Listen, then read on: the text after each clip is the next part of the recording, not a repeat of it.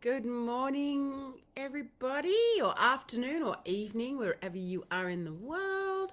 Just getting my little techie settings sorted out here. Okay, let me just see what I'm doing. I think I've done this before, and then I get all... Okay, just trying to get the comments. Well, that's not it. Hope wait, let me pop out of that. Okay. Good morning, everybody. Our Sunday, well, our weekly Q&A in the group, Sunday or Saturday or wherever you are in the world. Just getting, so I can see the comments here. Every time I get on Facebook, it changes their little, where everything is. Okay. I think I'm right.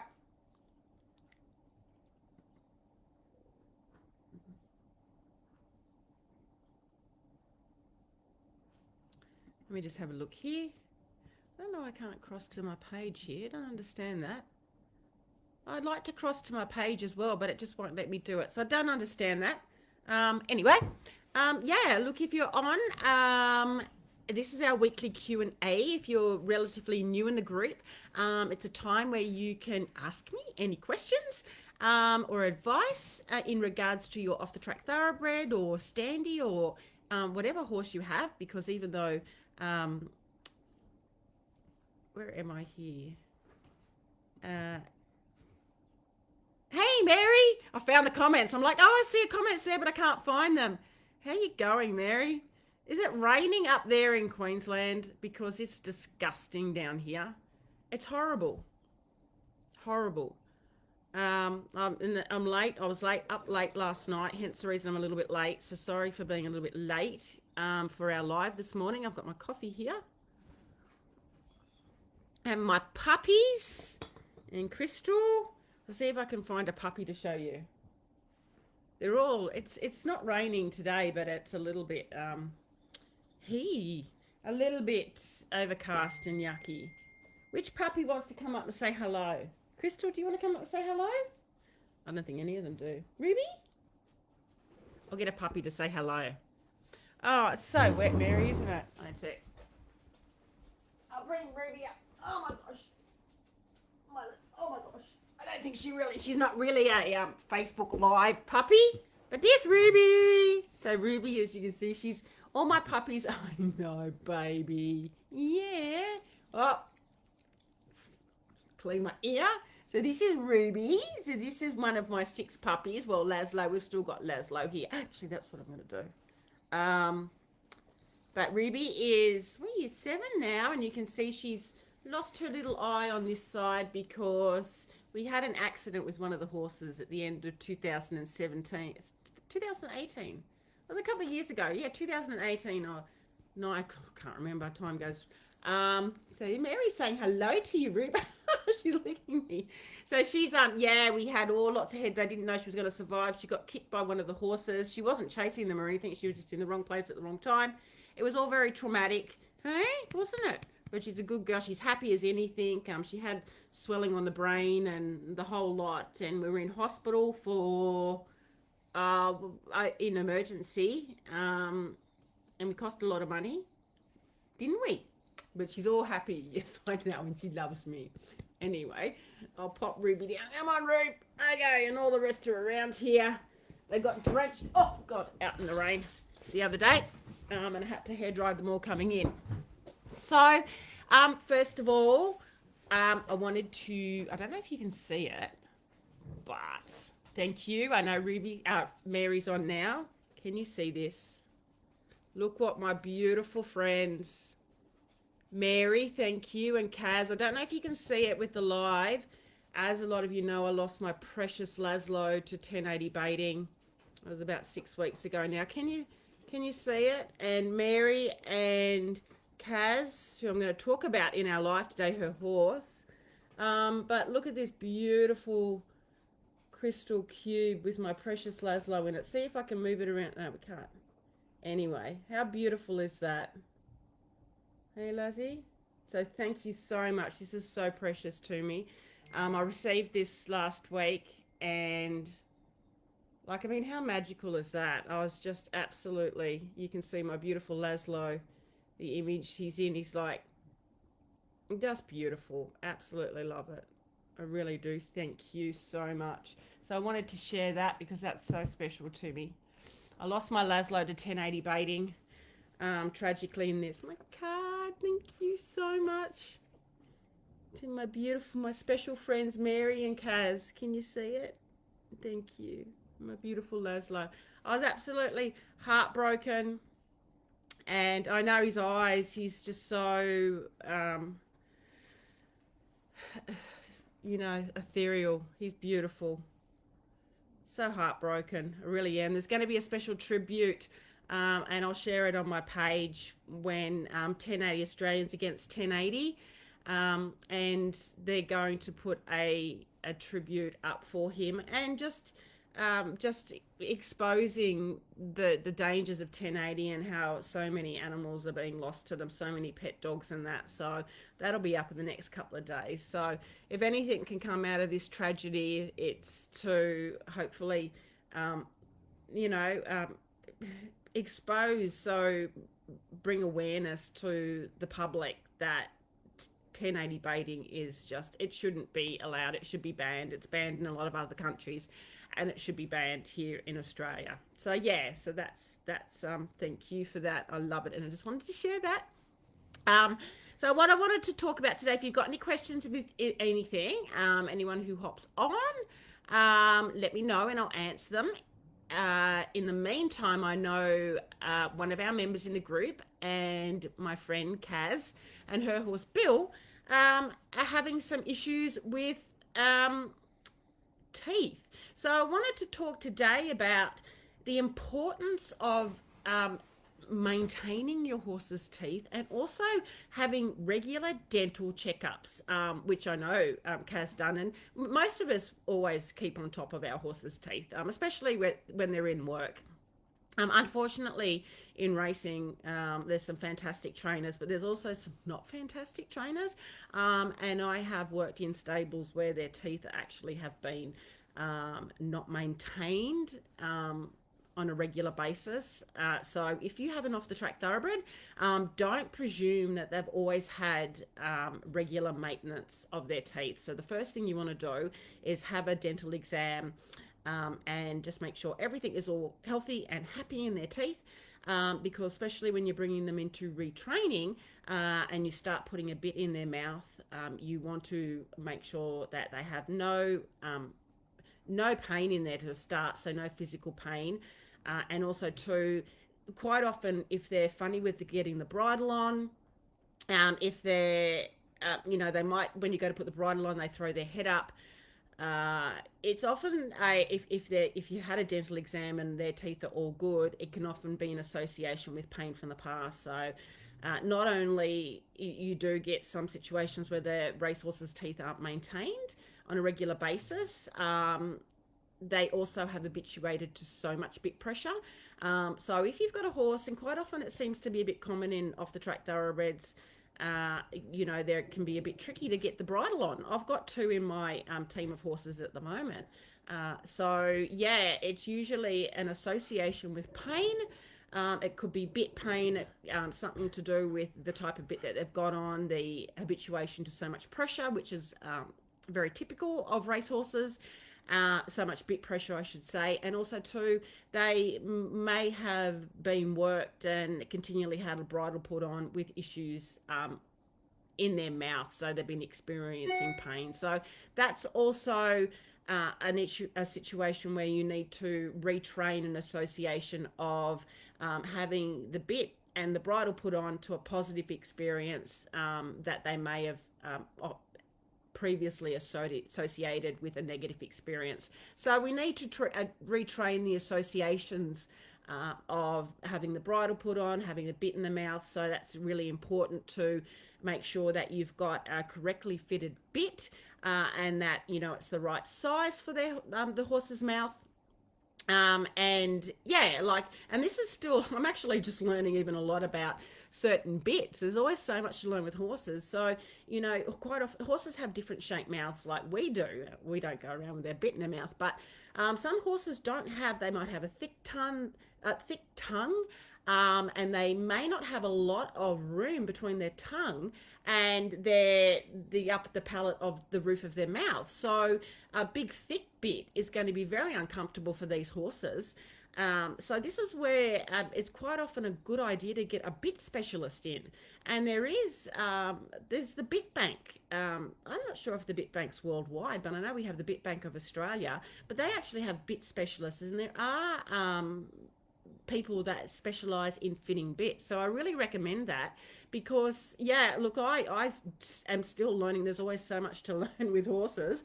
So I'm still learning the whole, you know, how to correctly make sure that each bit, I mean, it's sort of a bit of a science in itself. We have all these different types of bits.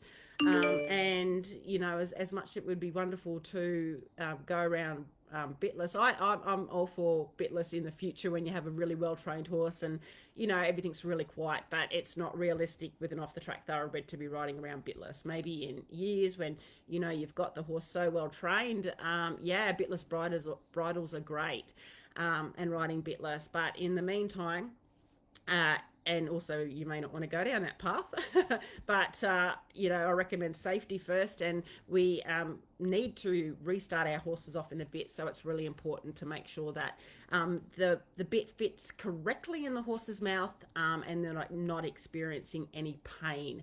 Yeah, so I just wanted to touch on that. And for regular dental checkups, that's really important. As I said, especially when your horse is coming in for retraining, don't presume that they have been regularly maintained in their racing career. So going on from there, I'm talking about my friend Kaz, who has her rescue horse, Bill. So Bill's an off-the-track thoroughbred. Bill is 18, I think, isn't he? And Bill's got dodgy teeth. So Bill was with me for quite a while, and his teeth are very, very unusual. When we had his teeth done out with me, his molars, his premolars, and his molars actually face in a they have a different angle on them other than straight up. They veer out to the side, and you know, they're not vertical up. My vet had said he'd never seen anything like it, and since then we've found out what's happening with Bill's mouth, and currently he's having some issues with it. So I wanted to touch on some of the issues and this particular disease that can happen in horses, not just off the track thoroughbreds, but horses. And this is what this off the track thoroughbred, an 18-year-old ex-racehorse, currently has. And it's called, now I have to read this out because I can't remember it, which is, I never heard of anything. I've never heard of this until we've looked, you know, Bill's been diagnosed with this. It's EOTRH, and it's equine oh my gosh, Odontoclastic. There we go. So equine odontoclastic tooth reabsorption. So, and hypersomatosis. So what is that? That's such a huge word. And as I said, I'd never heard of it, and it's actually quite new. It's quite, which is interesting. And I wanted to touch on this, which is, I was looking for this one. I'm a little bit late because I was looking for an article I had ages ago that was talking about this, and I couldn't find it last night because it's a relatively new disease over the last 30 years that they've diagnosed it in horses, and they're learning a lot more about it.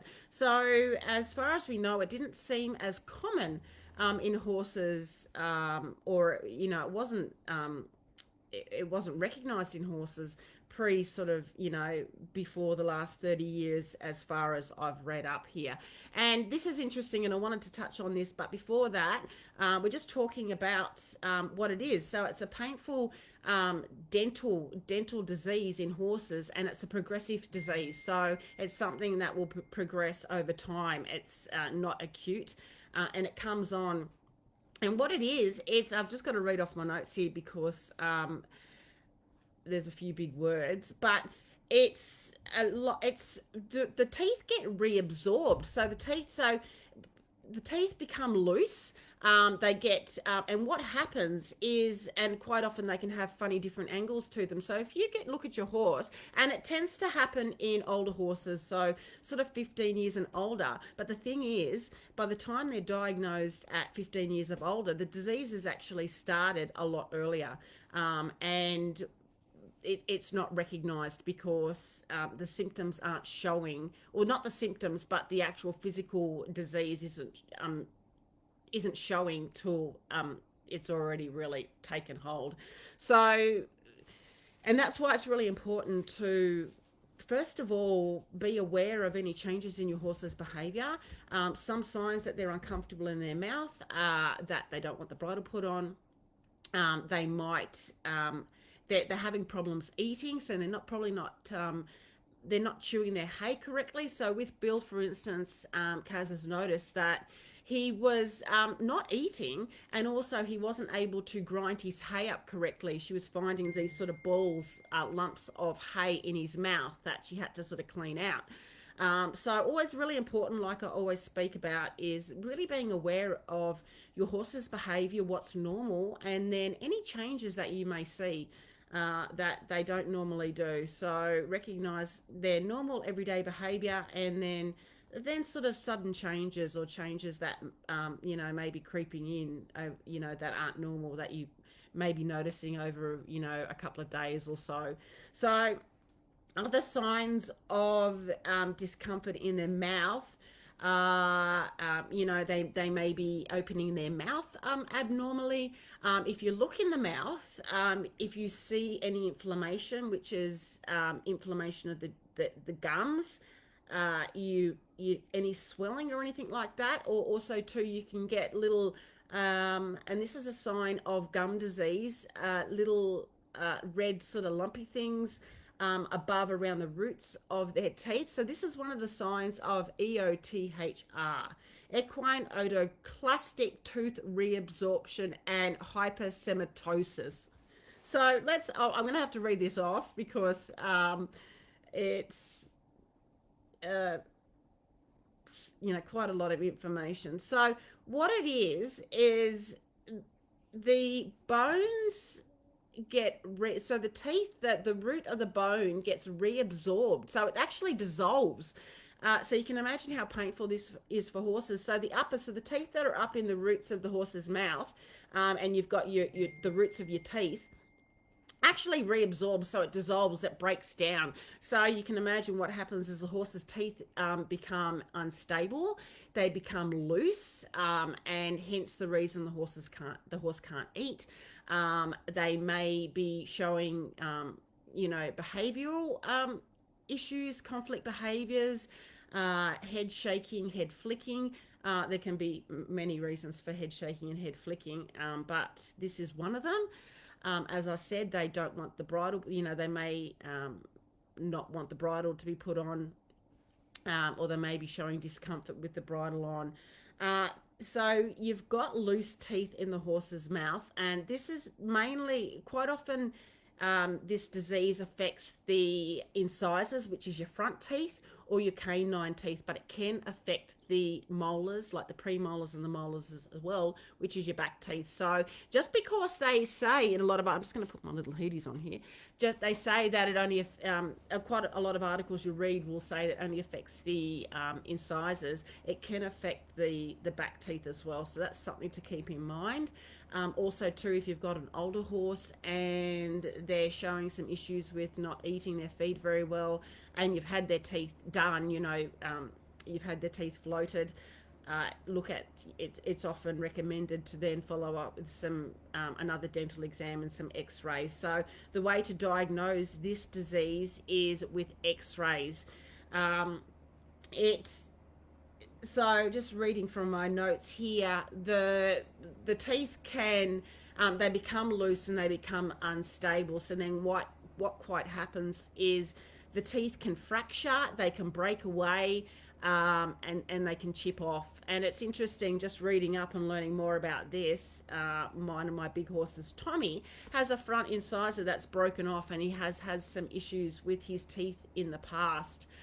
His teeth have actually been good. He's regularly maintained, but he did fracture his upper palate many years ago, which is completely non-related to this disease. But yeah, just thinking that he's lost his front tooth. And it's interesting too, because my dentist has never mentioned this disease. So she's ever mentioned that maybe the fact that he's losing his front tooth could be, or it's chipped off, could be the reason for this disease. So yeah, you're always learning, and just reading up more about this disease, it's making me think that maybe one of my horses has could be prone to this. He has no loose teeth. He doesn't show any issues with eating. But once again, trying to get on top of things before they get worse is really important. So yeah, this disease is, it's not uncommon. And quite often, see, horses are really stoic. So a horse can have issues. A horse can be in pain, and they can habituate to pain. So they quite often will hide it. And now this is, and so it's hard to detect. And sometimes until the root cause, until the pain's removed, you don't realize that your horse was in pain to start with, and you don't realize that. How badly it was affecting them. They habituate to pain, and they're good at hiding pain because they're a prey animal, and they need to, they use, they hide their pain because an injured horse in the wild is vulnerable to prey. So a horse will habituate to pain, and they will hide it. This is important with lameness, with so many issues. So once again, this highlights the importance of being aware of your behavior, your normal behaviors of your horse, and taking note of anything that might be a little bit different. For instance, with one of my horses here, a horse I have in for retraining, Ty, when I was riding him, he was just acting a little bit different. Just little things like when I'm riding him, he was quite happy to stand still, and he's nice and relaxed, after I've, finished one of his training sessions. And I noticed over a couple of days, he wasn't relaxed. He just wanted to walk off. He started bringing up an old behavior that he hadn't shown for months, which was wanting to go out the gate, even though I've done a lot of retraining with him. And also too, a little bit of agitation. He pawed at the ground once, and he wasn't colicky. I checked all of that, so it made me think that something's not right. He's up to date with all his teeth, and he's been saddle fitted. He wasn't showing any discomfort in his movement, so I put it down to a gut situation. Once again, it's a little bit like eliminating what may be the cause. I also put it down to joint issues as well, so he's now on a joint supplement. I really do think it was a gut issue. He was scoped before he came into retraining, and he did have grade 1 ulcers. It's interesting because they recommend not treating the grade 1 ulcers when the metrazole. I don't know if I agree with that, and particularly showing that Ty showed as we progressed, got further into more trotting and cantering.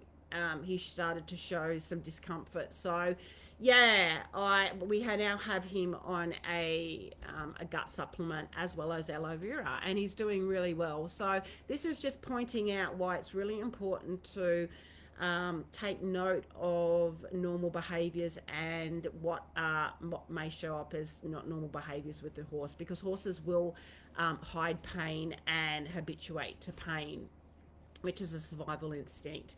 They can't talk, they don't bark like dogs, they don't yelp like dogs when they're in pain. If they're wrapped up in a fence, you're not going to hear them screaming.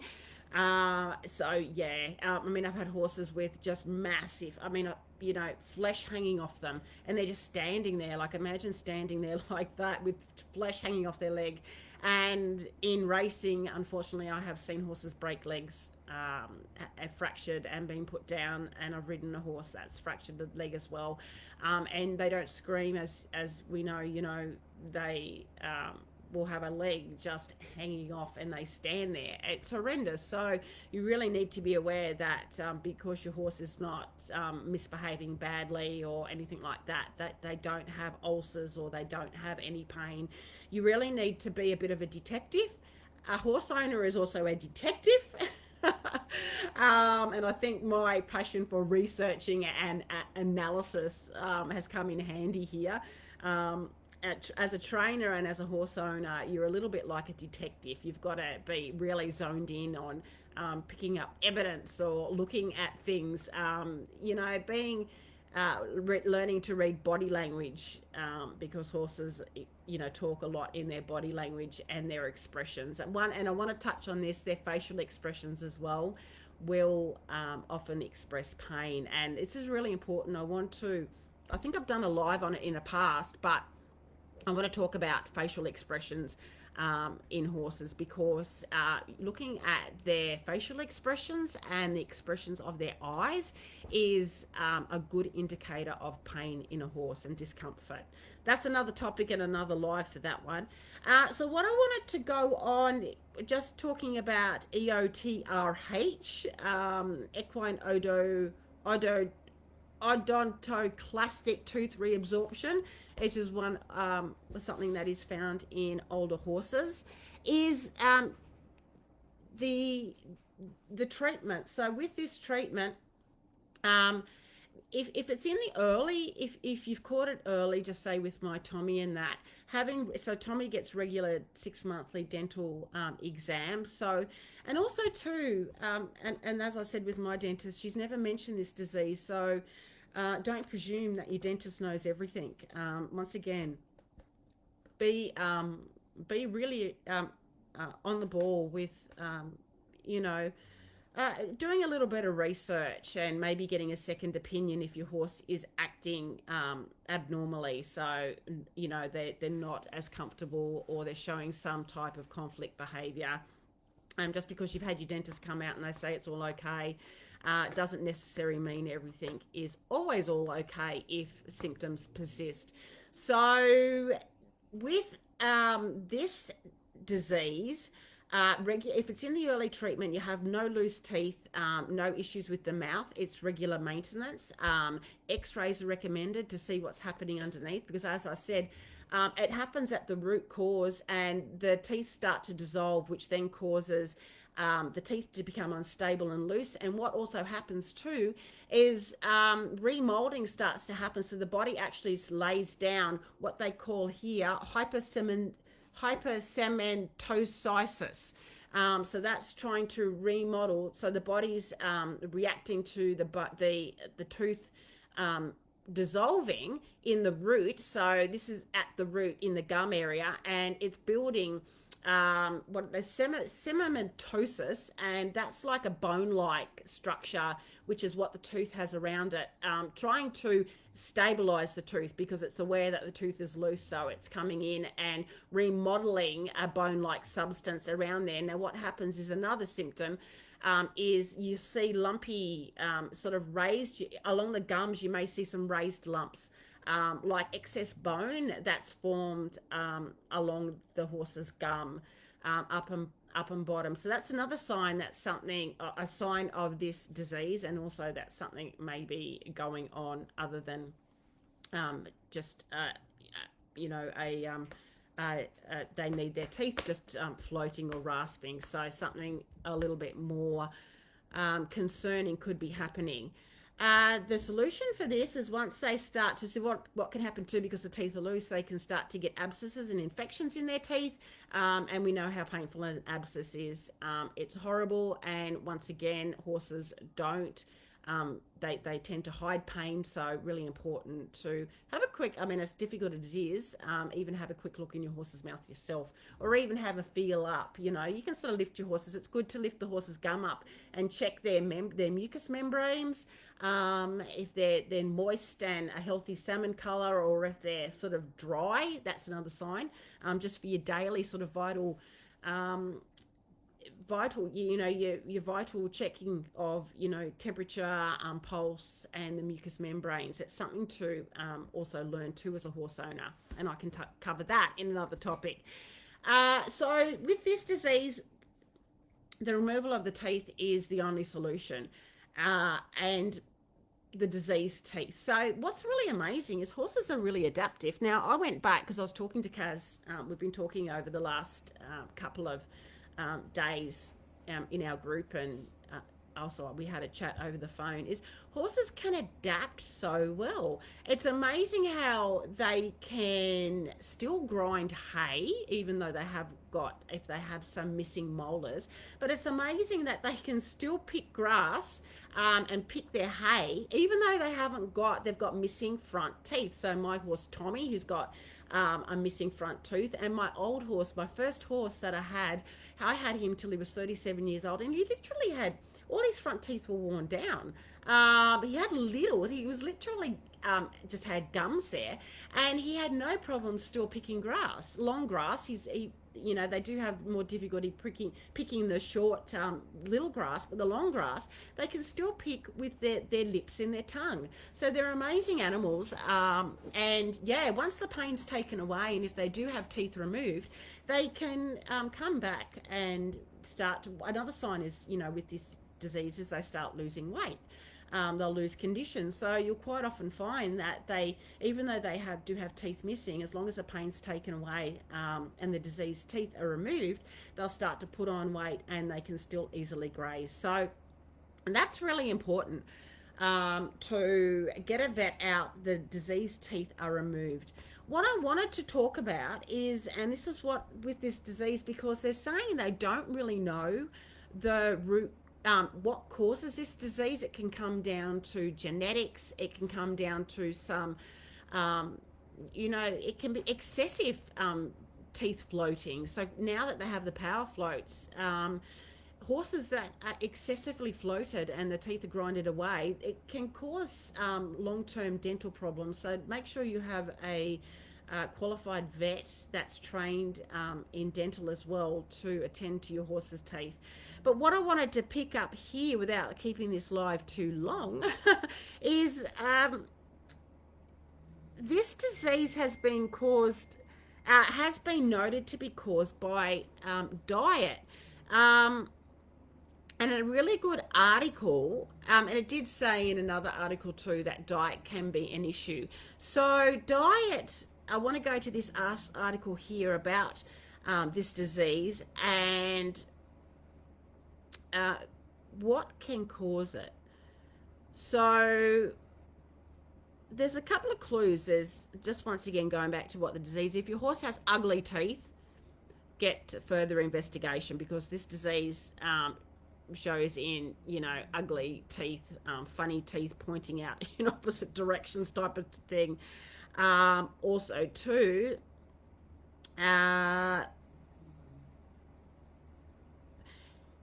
there was no mention of it 30 years before, so it's relatively new, and it's interesting. It says here as well that it could be linked to an underlying bone disease. So I'll share this article in the group, but what I want to point out, I'm sorry, I'm looking down here, because this is a really good study done on this disease, is this doctor, Dr. Dixon, looking at, did some studies on this disease, and he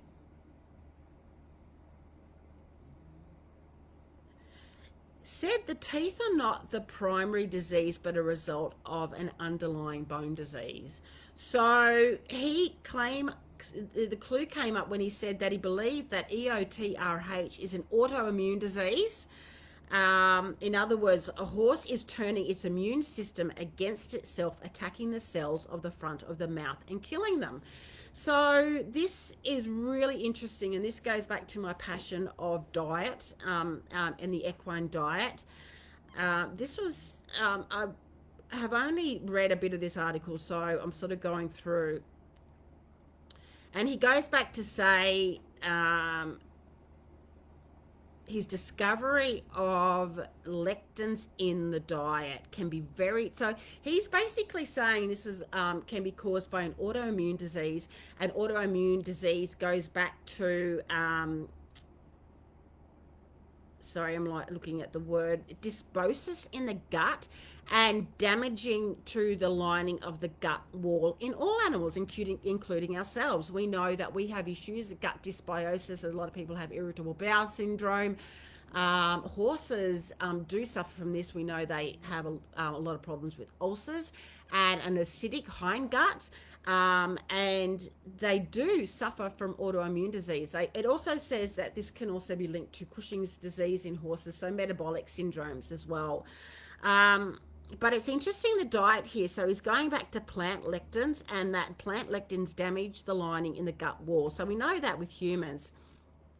And it says most studies have been done on humans, how lectin affects the gut lining. So, well, the horse world of research is just discovering that gut microbiota and microbiome and the effects of anti-inflammatory drugs and antibiotics on the diverse bacteria in the horse's gut can have detrimental effects on the horse. So I find this really, I mean, I've always looked into this, but it's just so much, it just really comes up. The horse's diet and regular research coming out on the importance of having a healthy gut microbiome in the horse is so important. So with humans, the studies have gone to the root of the problem by determining the cause of the microbiome dysfunction. This is really important with horses, and I will do some more talks on this as well, because not only can it cause something like dental disease, which we're looking in this disease, so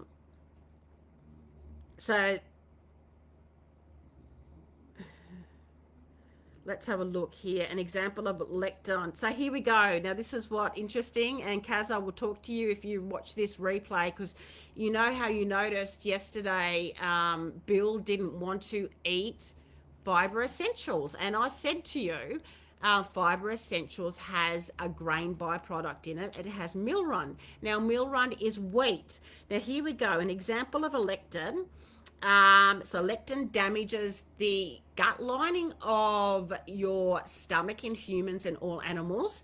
It then, because of that, damages the healthy like the healthy bacteria in the gut, in the hindgut of the horse.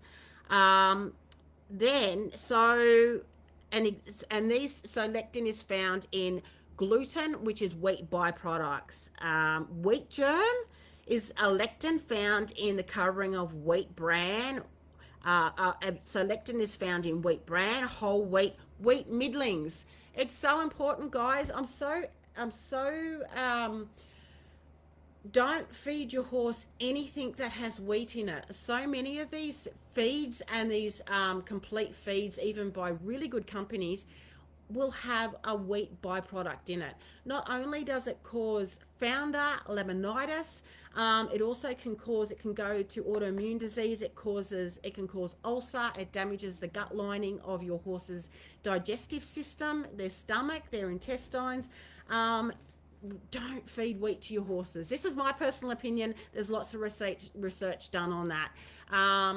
Yeah, I've had a horse, one of my horses in the past, Modo, my thoroughbred, way back then, 20 years ago, making up a big warm bran mash, and pollard was really popular, really commonplace. Wheat and chaff is fine, Mary. Yeah, well, wheat and chaff now, look, well, that's wheat, but let me look into wheat and chaff. It's you've got the plant of the horse. I don't know about wheat and chaff. Let me look into that, because I've never actually followed up wheat and chaff.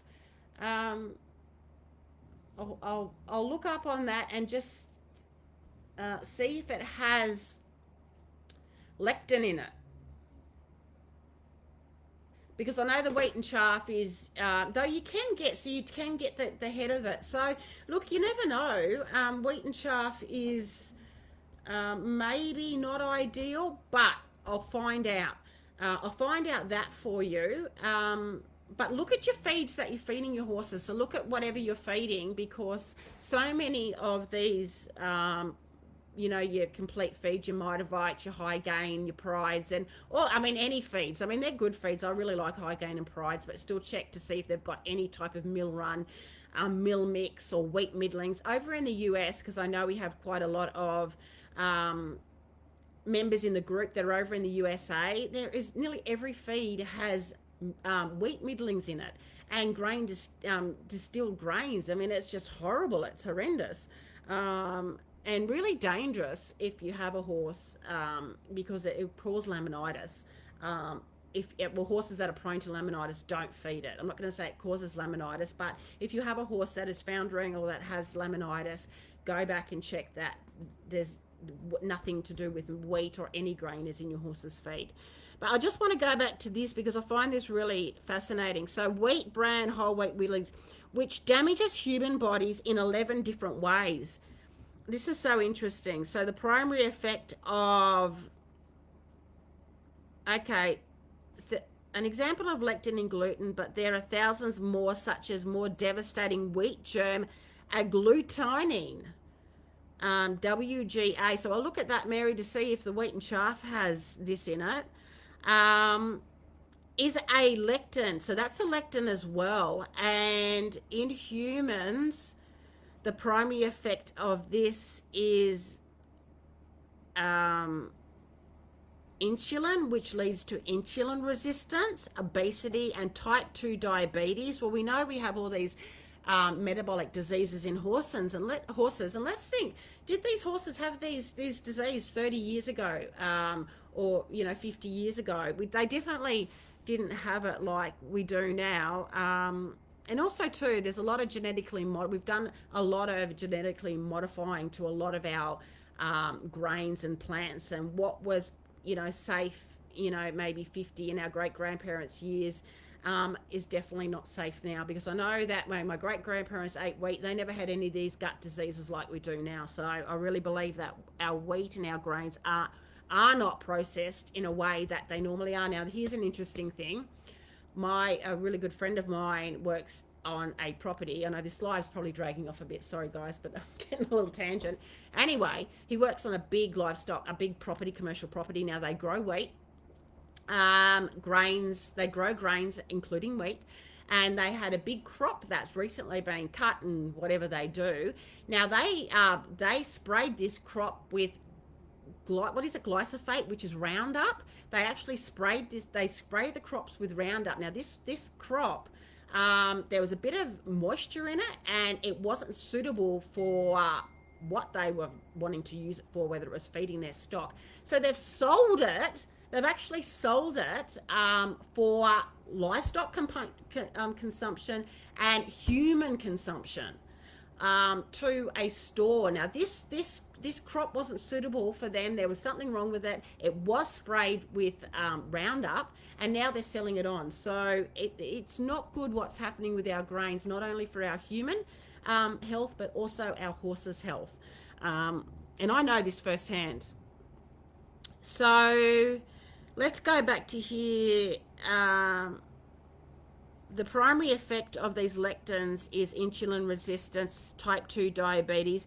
In 2012, a Nobel Prize was given to the discovery of cell hormone receptors being covered by lectins, mimicking the hormones and disrupting their ability to do their jobs. So should we be happy feeding byproducts to our horses? Almost every commercial horse feed and horse treat has its main ingredient as wheat middlings, particularly in the US, which is the stripped away byproduct of wheat when the bran is removed for the production of white flour. So it's the stripped away byproduct of the wheat when the bran is removed for the production of white flour. Thousands of years ago, humans found that the whole wheat grain made us ill and soon learned that removing the outer layer of wheat was healthier. Asians also found that removing the outer brown layer of rice was healthier. Italians were introduced to tomatoes only 500 years ago. Became ill from them until they removed the skins and seeds. Well, that's interesting. Lectins are concentrated in the skin of all plants and their seeds to make predators, and thus animals stop eating them. Okay, so that's something I don't understand. So maybe the reason why quite often people have problems with tomatoes.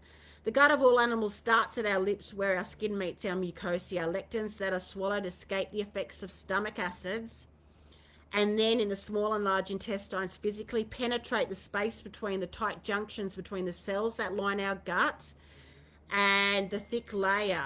So they breach this. So this breach between the cells, the enterocyte cells, creates an inflammatory response, just like a splinter of wood penetrating in our skin. The result of this penetration of lectins can be seen under a microscope and is commonly called leaking gut syndrome. So guys, this happens in horses. The newer commercial feeds, all the wheat middlings and the wheat byproducts that we put in our feeds, including grain, particularly horses, because they don't tolerate grains very well. The grains go undigested from the stomach into the small intestine and into the hindgut, where they get absorbed through the gut lining and into the bloodstream. And this is what causes laminitis. This is what they're saying now can be one of the causes of this EOTRH. Dental disease. Not only this, it can cause your metabolic diseases that we have in horses, Cushing's disease, PPM. We've got so many metabolic diseases in horses at the moment. So in humans, Dr. Gundry has determined that lectins are behind all autoimmune diseases, including lupus, rheumatoid arthritis, sclerosis, and others. He has treated 10,000 patients with dozens of diseases, recording blood inflammatory markers, and has resolved these diseases by removing the causative agents. In other words, his approach to disease is not to treat it, but to remove the cause, followed by what Hippocrates noted 2,000 years ago, the body's ability to heal itself once the cause is removed. So I'm just going to go back to this because I know I'm probably rambling a bit, which I'm good to do. What does this have to do with EOTRH in horses, this disease? It's if a lectin such as the WGA, which is the wheat germ, whatever you name, in the grains we feed horses, especially wheat middlings, is damaging the endothelium of the mouth and creating an autoimmune response in the underlying bone. Before we jump to a conclusion, let's look at our own defense mechanism against lectins. This is fascinating. I'm a bit of a scientist, so I could probably read here forever. Probably boring some of you.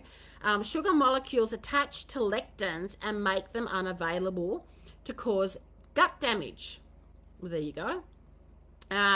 These sugars are called mucopolysaccharides and are found in the saliva and the mucous lining of the entire gastrointestinal tract. Therefore, saliva is our first line of defense against plant lectins. The second line of defense is stomach acid, and the third line are the specific bacteria that digest lectins, such as gluten. If saliva is the first line of defense, what if the saliva is either diminished or restricted to the back of the mouth? If this happens, could it be possible that in some horses that bite into grain, that the lectin damage to the gum endothelium becomes damaged? A retrospective study needs to be done that determines if horses with EOTRH have also been fed grain. Well, we know with Bill and with all our off-the-track thoroughbreds, they've all been fed grain. And look, I'm going to say I had a massive problem. I had severe laminitis with one of my horses in my you know, he had got that in 2014 with my other Off The Track Thoroughbred, my first Off The Track Thoroughbred that I got. He ended up with Cushing's disease. He ended up not being sound. I got quite high up in show jumping and in competing. I had to retire him because he wouldn't stay sound. He then also ended up with Cushing's. Now, he was a racehorse. He then came to me, and with ignorance, not knowing, and coming, working in racing and coming out of a racing career, coming out of like being in racing, as well as when I got him, I was working in riding schools, and we did the big brand mash. So I was a grain feeder. I didn't know any of this, so he ended up with Cushing's disease, and I lost him in the end to liver failure. I mean, it can just go on forever. My current issue with pasture mycotoxins, I look back at the toxins and knowing the symptoms that I was having with my horses, head flicking, behavioral issues. I know that I had a big mycotoxin problem to the pasture back then, but I didn't know the symptoms that my Tommy now was displaying back then were toxin related and mineral imbalance related. So it just is just one big web of it all intertwines. So I find this fascinating. So sorry if I'm boring some of you guys who will watch this replay. I know you're listening to me, Mary, in real time. I find it fascinating, but where are we up to? So that's interesting that it can cause this disease. So if the saliva is the first defense and it's bringing the saliva back to the back of the mouth to protect, to start a protection process, then the saliva is being withdrawn from the front of the mouth. So a retrospective study needs to be done that determines if horses with EOTRH have also been fed grain. That's where I got off, because we know they've been fed grain off the track thoroughbreds. Could this be the reason that ponies and mini horses who are not fed grain don't get this disease? So it's interesting, this disease that Bill has is very rarely seen in ponies and mini horses. We don't feed ponies and mini horses grain, do we? What about horses fed grain that don't get EOTRH? Maybe these horses have better saliva distribution or better immune systems. Maybe having fresh water during grain feeding is washing away the protective saliva. Proving the theory that lectins from grain causes EOTRH is needing data from good research. However, there needs to be a treatment for those with disease now. Oh, okay, Kaz, just for you here, there is an anecdotal evidence that applying a mushroom extract to the gums may alleviate or lessen the effects of EOTRH in horses. This may be possible because it has been shown in humans that mushrooms have an anti-lectin effect. In addition, my colleague Sao Paulo told me that he has seen improvement in horses whose incisors are brushed with honey. While honey is bacteriostatic, it may also be that sugars are binding to the lectins, preventing further damage. Conclusion, here is mounting evidence from my clients taking that no grain challenge that horses who no longer eat any grain see improvement in behavior, weight management, thin horses become fat and fat horses become thin, sweating, conditioning, and some skin and hoof problems. It has been my belief that grain causes inflammation in the horse's gut and upsets the natural microbiome, which in turn causes illness and chronic protein deficiency.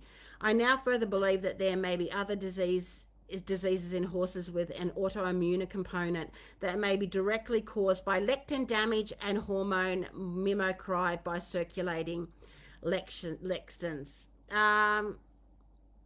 Okay, so this article goes on. If you're interested in reading the article, let me know. I will post it in the group. I find it fascinating.